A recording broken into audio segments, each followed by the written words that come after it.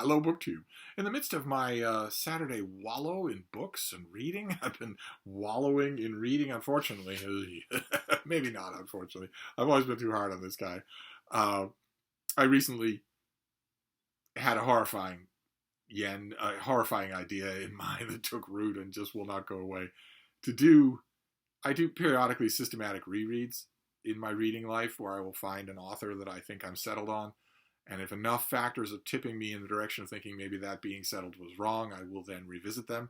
I'll do a systematic reread, which is all the works, all the letters, all the diaries, and all the biographies. Not all the literary studies. Thank God. I'm not a complete masochist. But all the rest of it. I'll do what the 21st century refers to as a deep dive into that figure.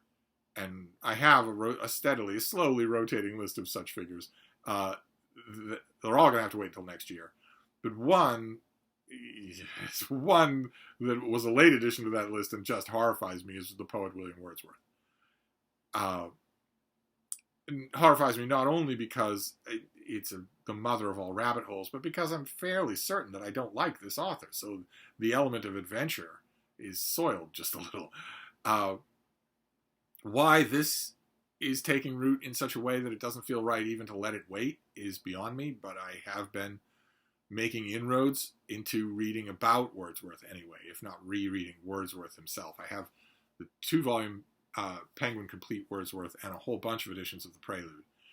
But before I did that, I have gone where I always go, which is to my gigantic bookshelf of books about books and reading, of collected book reviews, my own kind of writing, prefaces, essays of all kinds.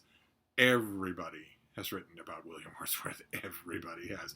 And I knew that. I knew that I would have a huge amount of reading to do before I even get to Wordsworth himself. And unlike a lot of Wordsworth himself, that reading will be fun. It'll be a totally different writing style than Wordsworth's own. And I really like a lot of those writing styles. So I'm a little bit confused why I settled so quickly on someone whose writing style I don't particularly like. Someone whose writing style is phlegmy and very artificially Daunish. That someone is Lionel Trilling. And this is his book, The Moral Obligation to Be Intelligent. There is no moral obligation to be intelligent. But this is a collection of his work. It was put together by an old literary poobah who was thoroughly canceled, so we don't get the benefit of his talents anymore. And I knew that in here there is a famous essay of his about Wordsworth in the context of religion. And I figure, take them as they come. Every critic gets to pick their own context. I have a hardcover of this. I have to say, since these videos don't have any point to them, you still seem to be interested. I have a hardcover of this, and I pulled the hardcover off the shelf first. It's the one that has all the inserted, folded stuff about Trilling, all the pieces from magazines and whatnot. And when I opened it, it cracked rather ominously. There was no actual breakage, but it made lots of noises that a book is not supposed to make. Whereas this paperback does not make any of those noises. It can't fit reviews, but I don't know what to think about that. I obviously don't need 2 copies of a book I'm not particularly fond of, but in 1950, Trilling wrote an essay called Wordsworth and the Rabbis that is famous. It famously starts off by saying that no one reads Wordsworth anymore. How does he put it? Our commemoration of the 100th anniversary of Wordsworth's death must inevitably be charged with the consciousness that if Wordsworth were not kept in mind by the universities, he would scarcely be remembered at all. That was kind of a shot across the bow in academia when this thing first came out. And I don't mean to be offhand. Trilling is brilliant. It's just he's a little too aware of his own brilliance, and also he can be awful wordy, awful Daunish in a way that always puts me off. That in that chortle down deep in your leather-bound armchair with your leather elbow patches way of telling very wittily Latinate private jokes to the academics around the table with you. Whenever that register gets going and is in full voice, I always expect the writer, whether it's Lionel Trilling or anybody else, to pause and actually say the Simpsons line, "Gentlemen, too evil." But nevertheless, it's the insight you go to this for. I will read him on Wordsworth. I read the essay, I reread Wordsworth and the Rabbis, and then I'm sort of studying it, going through it. And then on to everybody else. I want to read everybody else. I want to read Marianne Moore on Wordsworth. I want to read Edith Wharton on Wordsworth. I want to read, of course, Virginia Woolf on Wordsworth. I want to read Randall Jarrell on Wordsworth. Oh my God, yes, I do. Foremost, the poetry critic ever. And everybody else. Every one of those books has something on Wordsworth. I'll just go through them all, and that'll fertilize the ground a bit for approaching both full-scale biographies and the poems themselves. So that was part of the reading that I'm wallowing in. But also, 2 great book periodicals came in the mail. There's the London Times Literary Supplement, the TLS. Look at that cover. That cover, I saw it and I thought, well, this has to be anything, but it can't be what I'm thinking. And it was what I'm thinking. A gigantic piece. Who is this by? Brian Carantink. On the new translation of Shigeru Kayama's Godzilla books in one volume. We saw that. I mentioned it on this channel. Well, this is a whole gigantic piece on the body of it. It's 2 full pages on the new translation, but more importantly on the history of Godzilla, the literary history of Godzilla, and maybe, I haven't read the piece yet, hopefully, a lot about the author. That is wonderful. And for it to be the first review, that's just amazing. That is just amazing to me. And also, once you get past the letters, Emily Copley has a long piece on the diaries of Virginia Woolf. So I am set. I'm absolutely set in this issue. Don't even have to see what else is in it, although I'm sure it'll be good. And I also got the New York Review books. This is the holiday issue that has the bookish content is scattered throughout the kitchen, which is a little bit clever, only a little bit clever. And I haven't even, let's do this together. I haven't even looked at the table of contents here to see what we're dealing with. The Most Secret Memory of Man, a whole bunch of stuff about William Kentridge. Let's see here, a piece on the West Bank. Oh, great. Christopher Benfrey reviews 2 novels. One is The Lights by Ben Lerner, but the other is The Auburn Conference by Tom Piazza. The Auburn Conference was really good. Neil Atchison is in here. Elaine Blair is in here. Great. Fantastic. All right. Oh, wow. Oh, my. Catherine Hughes does a review of that big book that we saw on this channel about Jane Austen's wardrobe. I reviewed that book. Wow. Well, I didn't expect it to get this kind of review. Mark O'Connell reviews Every Man for Himself and God Against All by Werner Herzog. Great. I can't wait to see what he says about it. Anything really interesting in here? Anything that maybe something else that I've reviewed or that I didn't expect them to review? Not really. Not really. John Banville reviews The New Leviathans, Thoughts After Liberalism by John Gray. I'm interested to see what he has to say about that. He's really good in his reviews, and that book mystified me. But anyway, those are the periodicals, and then we have some mail that we'll go through together, see what we have here. No boxes, and not many boxes, so this doesn't have to be a long video. We'll just see what we have here. I'm going to guess that all of this is 2024 releases, that we're at the point now where I'm not going to be getting any more 2023 releases. Yeah, this is a January release, I think. Is that what you are? Are you a January release? Yes, this is a January release. I don't know if we saw this already. This is by Kohei Saito. It's translated by Brian Bergstrom, and it is Slow Down, the Degrowth Manifesto, which was a runaway bestseller in Japan. Why, in our affluent society, are so many people living in poverty without access to health care, without multiple jobs, and still unable to make ends meet with no good prospects for the future as the planet is burning? If that question is not rhetorical, I would like to answer it. How much do you want to make a bet that this author comes up with the wrong answer, an overly complicated answer? He will not answer that question with one word: plutocrats. They are the correct and obvious answer to that question. Plutocrats are the answer. But he's going to come up with something else. He's going to blame the victims. I feel almost certain of it. In his international bestseller, the author argues that while unfettered capitalism is often blamed for inequality and climate change, see, but it is at fault unfettered capitalism, which is not a force, it's a people, it's plutocrats. Plutocrats are doing this.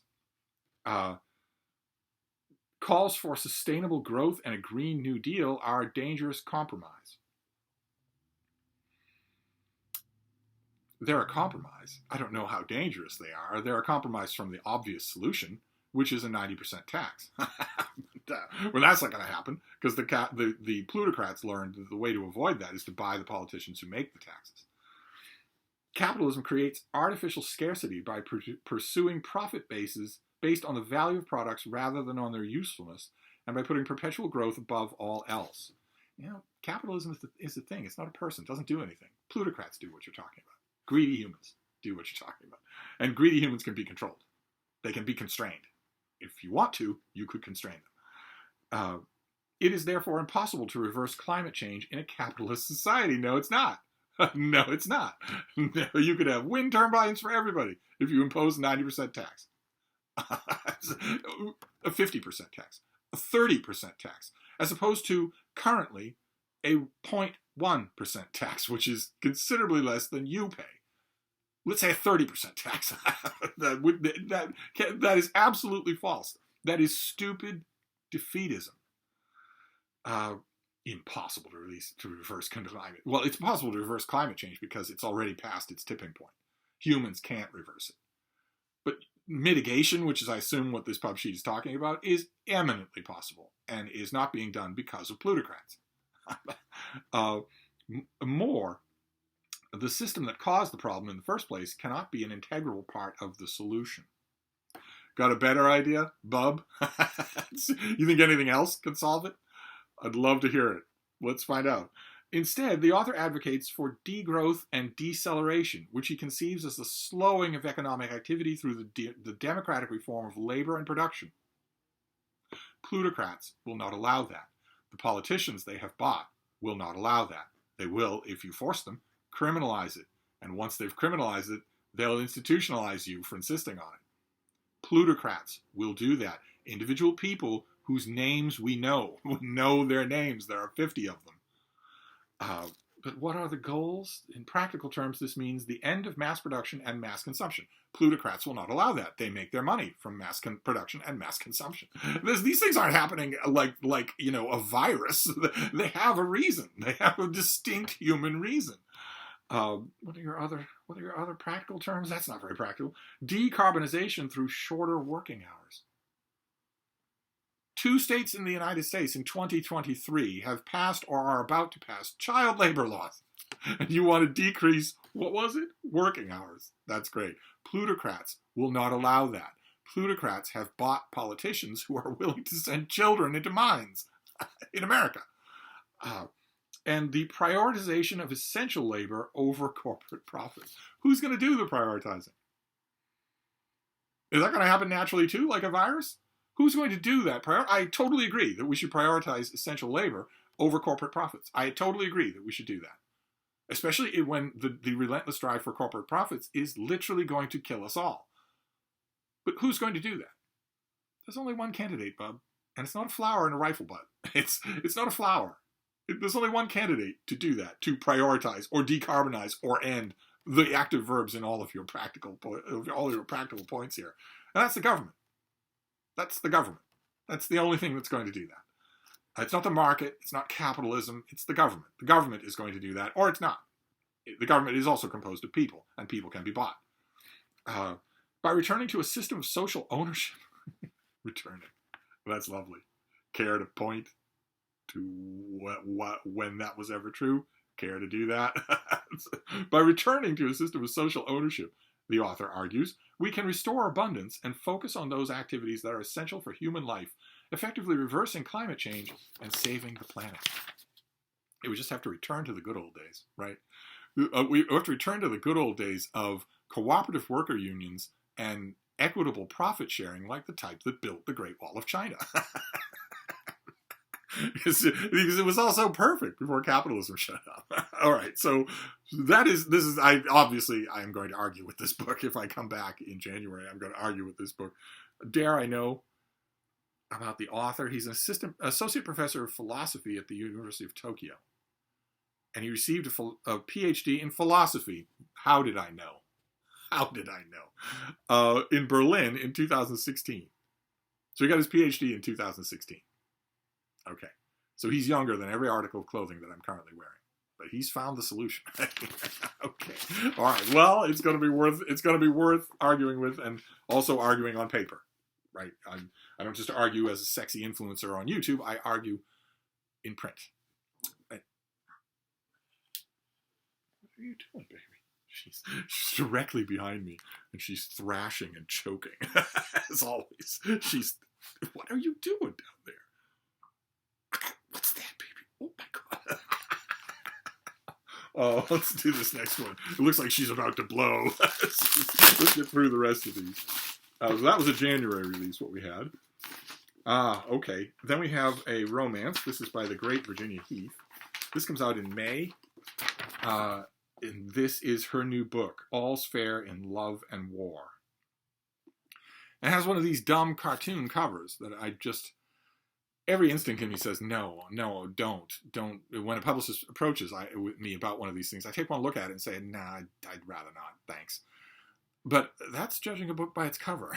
And we're told that that's not a good thing to do. I just can't wait for this cover fad, this stupid cartoon cover fad, to go. I can't wait for it to end. I can't wait for it to be replaced, probably by AI. AI would do a lot better. What is this? AI would do a lot better job than this, and a lot cheaper job. You could make an AI cover for this book for $2. But anyway, we should concentrate on the book. So this is coming out as an $18 paperback in May. And Virginia Heath is great. She's fantastic. So covers notwithstanding, she's fantastic. And this is about a governess who believes in cultivating joy in her charges. And she clashes with the children's uncle who hired her only to find herself falling in love. Baby, you are bouncing me all over the bed because you're attacking things. When the flighty older sister of former naval captain Henry Kincaid decides on a whim to accompany her explore her husband on an expedition to Egypt, he finds himself unwittingly left in the lurch with her 3 unruly children and her giant mad dog. With no clue how to manage the little rascals, a busy career at the Admiralty that requires all his attention, and no idea when his sister is coming back, Harry has to hire an emergency governess to ensure that everything in his ordered house continues to run shipshape. In desperation, he goes to Miss Prentice's school for girls, prepared to pay whatever it takes to get a governess to bring order to chaos. So, The Sound of Music. Thanks to her miserable, strict upbringing, fledgling governess Georgina Rowe does not subscribe to the ethos that children should be seen and not heard. She believes childhood should be everything that hers wasn't, filled with laughter, adventure, and discovery. And you see, even through the bare bones of this pub sheet, you can see why I love this author. That kind of thoroughly humanistic twist in her books, it's everywhere, and it's wonderful. But I've lost my place here. Let's see here. Their staid stickler for the rules uncle, however, is another matter entirely. Georgina and Henry continue to butt heads over their differences, but over time it seems that in this case their attraction is undeniable, and it all indeed is fair in love and war. Okay, well, I'm going to read this anyway. Cartoon cover or not, I'm going to read it anyway. But not for a long time. This comes out just at the doorstep of the catastrophic summer of 2024, so I don't have to think about it for a while.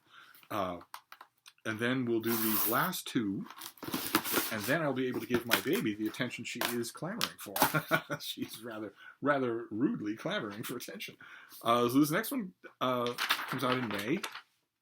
Looks like historical fiction. Yeah, this looks like historical. Oh no, this comes out in April. This is The House on Biscayne Bay by Chanel Cleaton. Rather nice cover there. This is a dual timeline historical mystery that is sure to please fans of Rebecca. The author weaves a captivating Gothic mystery that combines Cuban-American history and murder scandal, set against the backdrop of a grand Miami mansion and the dark secrets hidden within its walls. In the roaring 20s, with the Great War finally in the rearview mirror, many Americans have set their sights on making their fortune and building a legacy. And South Florida seems to hold so much untapped potential, with miles of unspoiled coastline, lush tropical foliage, and acres of land that have yet to be claimed. America's wealthy businessmen believe it's the perfect place to develop real estate.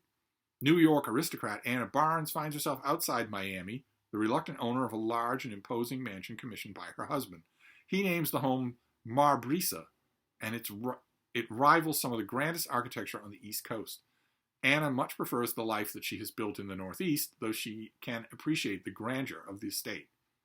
However, the stunning new home quickly turns into a nightmare setting when Anna learns of the tragedies that have taken place on its grounds, and when a housewarming soiree turns deadly. Okay, all right, let's find out about the author, shall we? Shall we risk it and find out about the author? Shall we risk it for the biscuit? Oh, you don't tell me anything about the author, do you?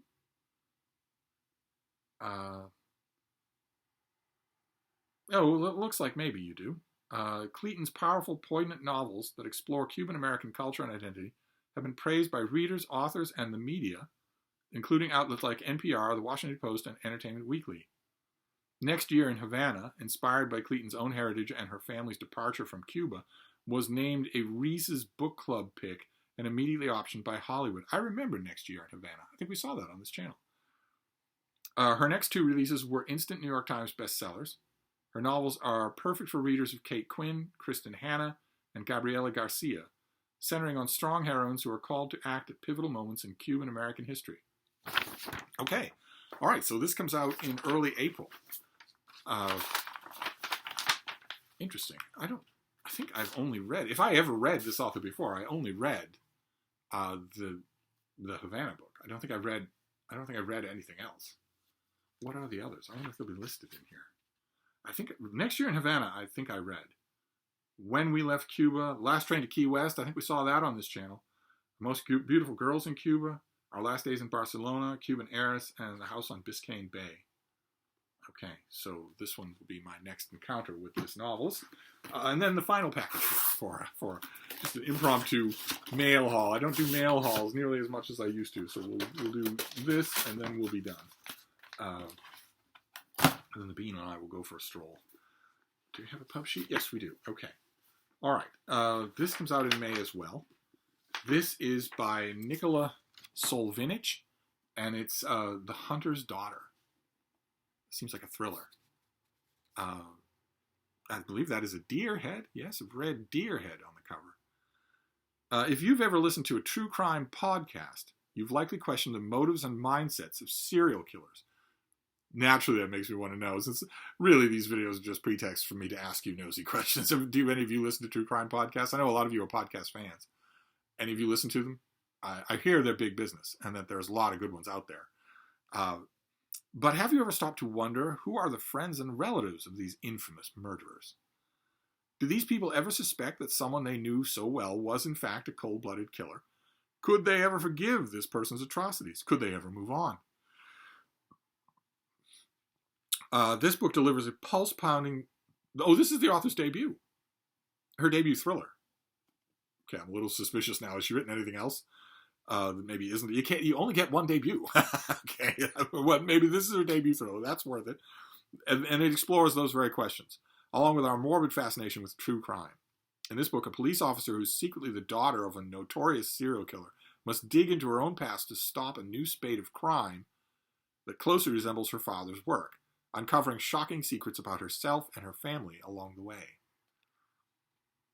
Anna Corey became a police officer to help people. Or at least, that's what she thought. That's what she thought at the time. When Anna is involved in a traumatic incident in the line of duty, foggy memories from her childhood begin to resurface. When she was a girl, her memories were sealed away from her conscious mind by a controversial hypnosis treatment. And Anna now realizes she's been harboring an explosive secret. She's the daughter of the forest strangler, hence the deer on the cover there. A fact that has long been covered up by a new name, years of therapy, and a fresh start. The forest strangler murdered over a dozen women, leaving their bodies in the woods as sacrifices to the god of the forest. And it was Anna herself who led the police to some of his most gruesome crime scenes, helping to put her own father behind bars. But whatever happened to her father after he was found guilty? What happened to her birth mother after Anna was adopted into a normal, loving home? Anna keeps her newfound revelations and the myriad questions about her former life to herself as she aims to process it all, alongside the trauma she has recently experienced, until her past catches up with her. Okay, all right.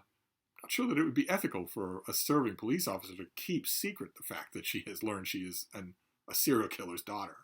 Maybe it would be. Maybe. What do you think? Is that purely personal? That seems to be on the gray borderline between personal and professional. When a crime spree emerges that follows the pattern of the forest killer's homicides, Anna must tap back into her buried past to determine who is responsible and to confront what happened to her own father and the role she now plays in seeking justice. Wait a minute, why do you say her own father? Didn't you say her father? Yeah, she's the daughter of the forest strangler. So, okay. Determine who is responsible and to confront what happened to her own father and the role she now plays in seeking justice. Anna must grapple with what her family legacy means, and if she harbors any of her father's darkness deep within herself. After all, Anna has killed before. Was it really in self-defense, or did that act of violence come from somewhere more sinister? I'm starting to get hooked here. Are violent tendencies passed down in families? Has her father's forest god been lurking within the shadows of Anna's own mind? Oh my. All right, well, we don't know. It's unclear from the summary whether or not, as a police officer, she gets the case of these new killings. If she is assigned to these new killings and they are deliberately mimicking the killings of the forest strangler, well, then she absolutely has to tell her bosses that she is the forest strangler's daughter. The question is gone, right? Then the question is gone. Then you are professionally obligated to say, it's none of your business, but I'm his daughter. Of course, there's no murder gene, so you don't become a killer because your father was a killer. But of course, if she is the police, if she's on the team assigned to these new killings, her very first act should be to visit her father to make sure that he is where he should be, right? Because he's the number one suspect. So is he in prison and has he been under observation this whole time? Do we know for sure that he didn't do it? Now, see, this is the author's thriller debut. I don't know if that means the author has written other things. Probably when we read her biography, we're going to find out that she did. This is yet another example of having multiple debuts. But I could see a development of this plot that would be truly challenging, even to thriller readers. And that it's pretty obvious, so I don't need to spoil it. That would be that what's her name? Anna is the new killer. And that the book that is dealing in such murky territory as hypnosis and suppressed memory hides that fact from the reader until the very end. I've read thrillers that did that, and they're usually pretty satisfying, but I don't think that will happen here. The Hunter's Daughter is a twisty blend of thriller, suspense, horror, and a touch of the supernatural that is perfect for fans of Flicker in the Dark and The Marsh King's Daughter, and for readers of Simone St. James. From the very first page, Solvinich introduces readers to an unreliable narrator who invites us to take a closer look at what we see as good versus evil. The author has a master's degree in criminology and has worked in the field of criminal justice for more than a decade. Good Lord. Her novel sets out to explore our society's dark fascination with serial killers and what makes them who they are, including what goes on in their private lives and within their families. Okay, so is that all you're going to tell me about the author? Do we not learn anything more about who you are? No? No, nothing at all. All right, well, depending on what that her professional life has been like for the last 10 years, maybe that's very pointed that we don't learn anything more. But it's a thriller. It's on your radar for the spring. So we have a thriller for the spring. We have historical fiction for the spring. We have a romance, but despite the sour look on my face when I saw this dumb cartoon cover, I strongly recommend this author. If you are new to romance and maybe you never know whether or not you want to give it a try and you're not sure where to start or whatnot, I feel certain that the romance queen of BookTube, Sarah at the Bookish Knitter, I feel certain that she would agree with me that Virginia Heath is a da bomb, as the kids say, or once did. That you will be wrapped up in this story. You will be wrapped up in the characters. You will get the sharp dialogue. You will like the jokes. The jokes will all land. And your heart will be pulled by the end. That is true of any Virginia Heath novel, even ones with cartoony covers. So a strong recommendation for you newcomers, too. This is coming out in the spring as well, so feel free to get your library to get a copy. And then we have Slow Down. Just slow down, everybody. Just slow down. I mean, really, what you rushing around for? Right? Why are you so busy buying things? They really make you happy? Why are you paying so much for routine health care? I mean, it's not a question of money, man. Says the teenager. And also Lionel Trilling, who I'm redealing with Lionel Trilling for my sins, and I shouldn't be so snarky because he is enjoyable. Once you get accustomed to his Mount Olympus tone, he is really enjoyable. So I shouldn't do that, and God knows I've got worse coming. if I am going to spend the few weeks going through that books about books bookcase, author by author. There are going to be a lot of joys there. There are going to be a lot of people in there that are writing about Wordsworth in ways that make me just want to sing songs from 1776. But there are going to be a lot of people in there who aren't going to be good at all. Not at all. And Wordsworth brings out the worst in such people. But I'm going to do it. I'm going to go through that. I do this all the time. With that particular bookcase, I do this all the time. If I have the slightest interest in, what about Joseph Conrad? Came up in an essay in the London Review of Books. What did so and so think of Conrad? And that inevitably leads to, okay. Often I'll do it just standing there while Frida's staring at me from the fainting couch. I'll just stand there and read what so and so wrote about Conrad, and I'll think, okay, but what about you? You wrote about Conrad too. You must have. Somebody must have asked you to do a profile or a preface of Conrad at some point in your career. What do you have to say about it? And I'll just go on from one to the other. I do that all the time. All the time. And I am going to do that for Wordsworth, no matter what, no matter how bad it is. But anyway, that was the mail. Pretty good batch of mail. I think maybe more is coming today. And of course, there'll be no mail tomorrow because it's going to be raining and it's going to be Sunday. There'll be no mail on Monday either because it's going to be raining. And my mail deliverer does not work in the rain. It does not work in the rain. But you all say it. It's neither rain nor snow. It's the very first one. I've never been one for creeds. New one. Anyway, I doubt I'll get mail for the next 2 days, is what I'm saying. So I'll wrap this up for now, but I'll be back. Thank you, BookTube.